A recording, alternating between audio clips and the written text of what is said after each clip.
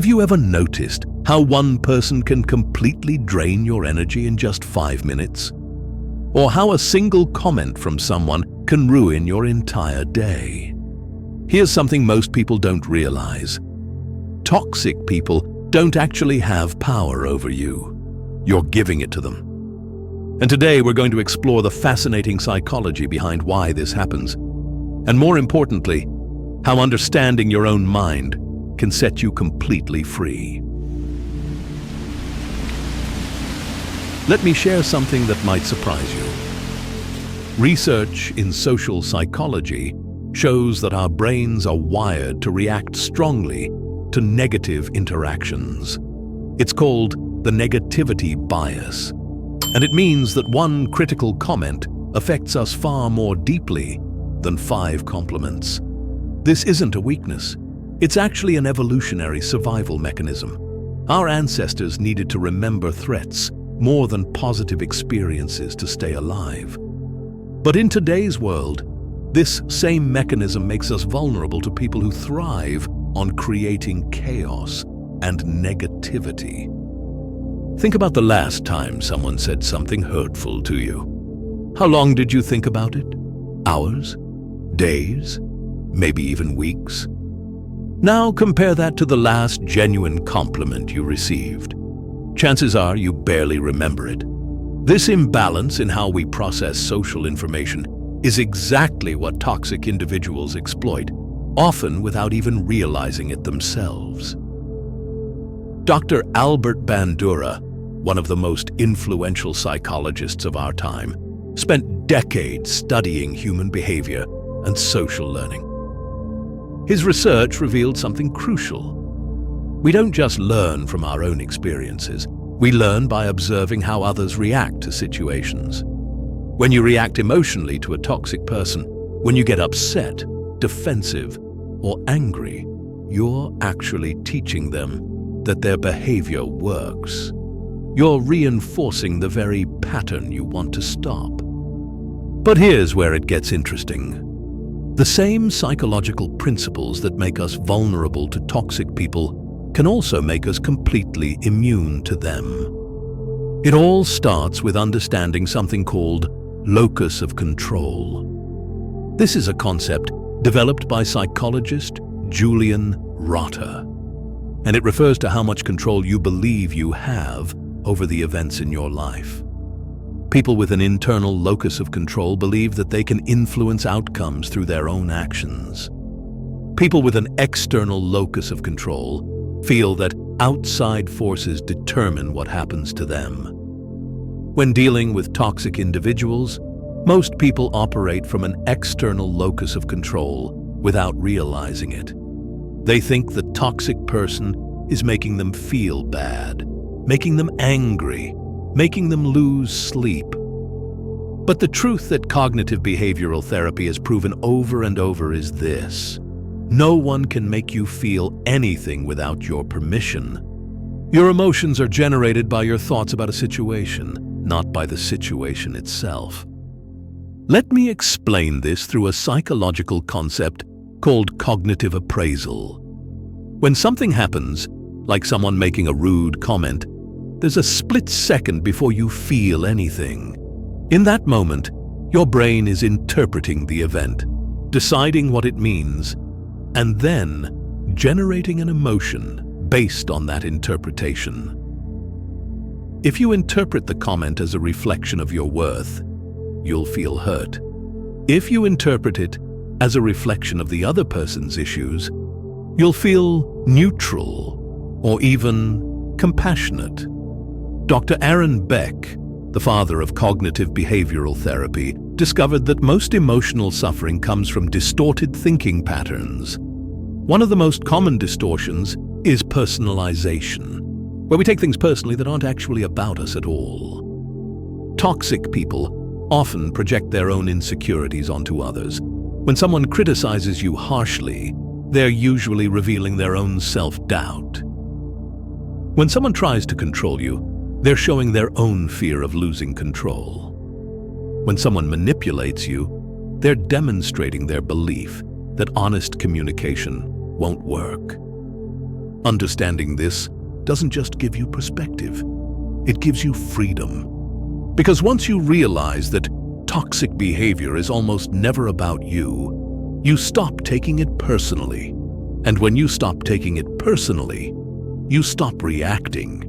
And when you stop reacting, something remarkable happens. The toxic person loses interest. This brings us to another fascinating area of psychology: intermittent reinforcement. B.F. Skinner's research on behavioral conditioning showed that behaviors that are rewarded inconsistently are the hardest to extinguish. This is exactly what happens in toxic relationships. Sometimes when you react, the toxic person backs off. Sometimes they escalate. This unpredictability keeps you engaged, always hoping that maybe this time, if you react differently, you'll get the outcome you want. But smart people understand something crucial about conditioning. You can recondition yourself. You can train your brain to stop responding to toxic behavior the same way you might train yourself to ignore a loud noise or tune out background chatter. It takes practice, but the science is clear.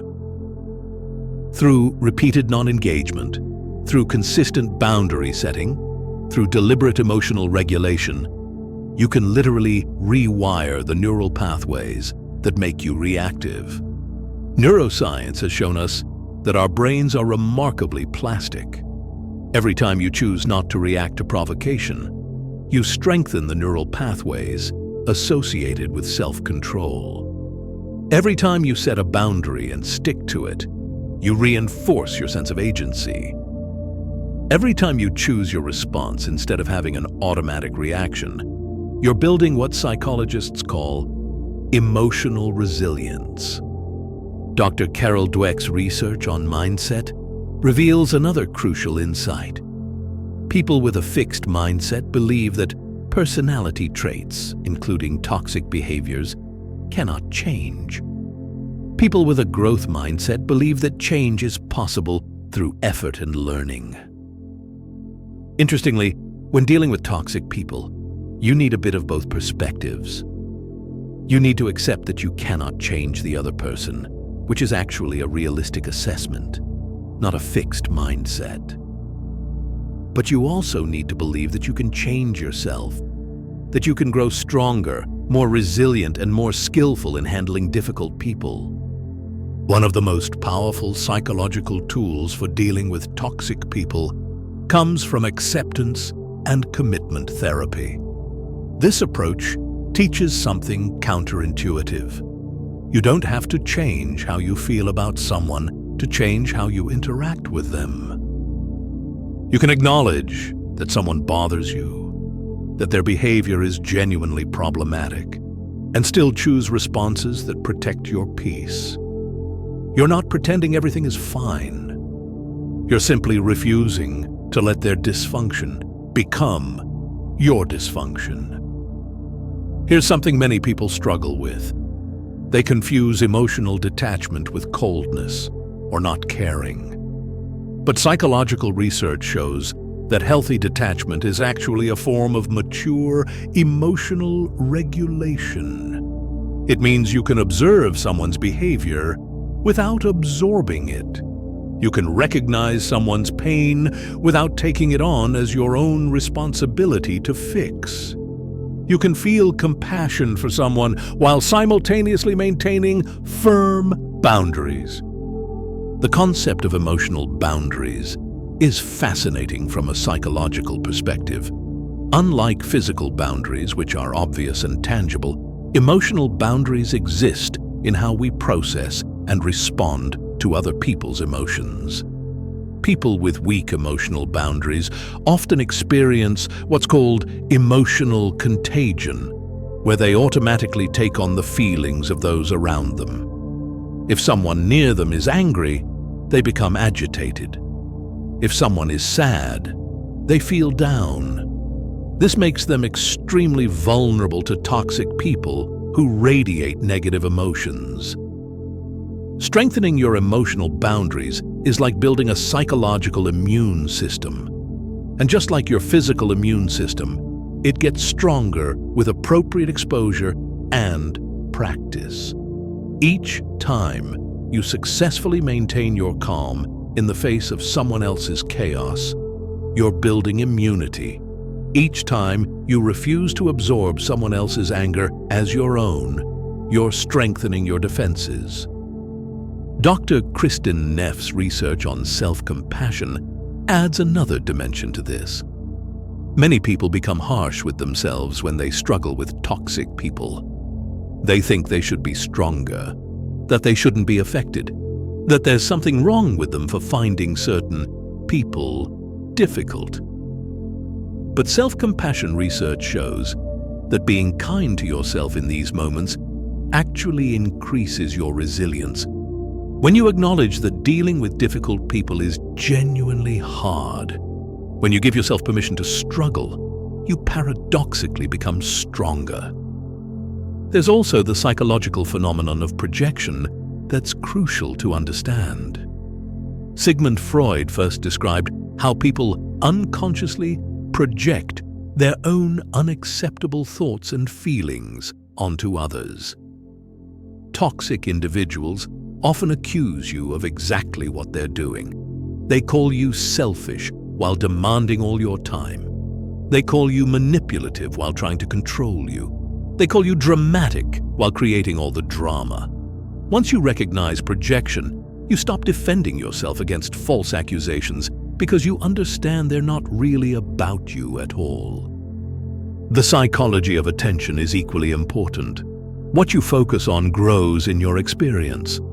If you constantly replay conversations with toxic people, if you ruminate on their words, if you spend hours analyzing their behavior, you're essentially giving them unlimited access to your mental space.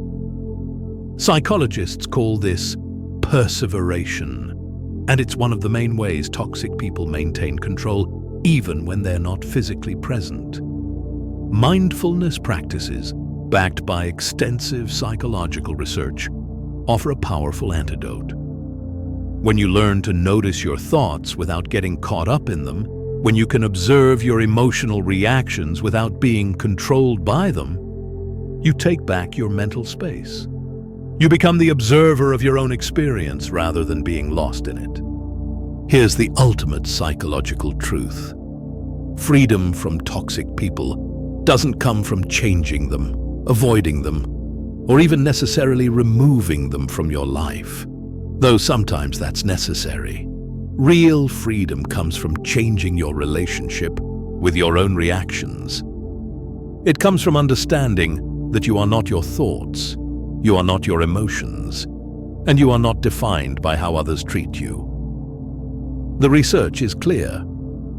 People who master emotional regulation, who develop strong boundaries, who understand the psychology behind toxic behavior, they don't just survive difficult people, they thrive despite them. They build lives of meaning and peace, not because they've eliminated all difficult people, which is impossible, but because they've developed the psychological skills to remain centered regardless of who enters their space.